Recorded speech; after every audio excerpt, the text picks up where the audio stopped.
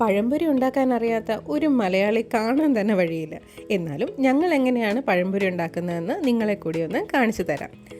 അതിനായിട്ട് ആദ്യം തന്നെ മാവ് തയ്യാറാക്കാം. അതിനായി 1 കപ്പ് മൈദയും 1/4 കപ്പ് അരിപ്പൊടിയും 1/2 കപ്പ് അപ്പം മാവും അല്പം ഉപ്പും മഞ്ഞൾപ്പൊടിയും 2-3 സ്പൂൺ പഞ്ചസാരയും കൂടെ ചേർത്ത് ആവശ്യത്തിന് വെള്ളമൊഴിച്ച് കലക്കിയെടുക്കാം.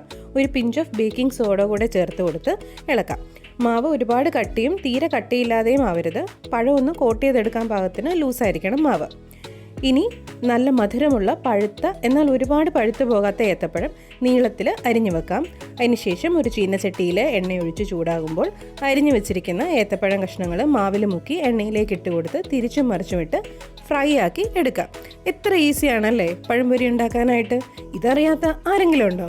എന്നാലും നമുക്കറിയാം ഈവനിങ്ങിൻ്റെ ചായയുടെ കൂടെ കഴിക്കാനായിട്ട് ഇതിലും എളുപ്പത്തിൽ ഉണ്ടാക്കാൻ പറ്റുന്ന ടേസ്റ്റി ആയിട്ടുള്ള ഒരു പലഹാരം വേറെ ഒന്നും കാണില്ല, അല്ലേ?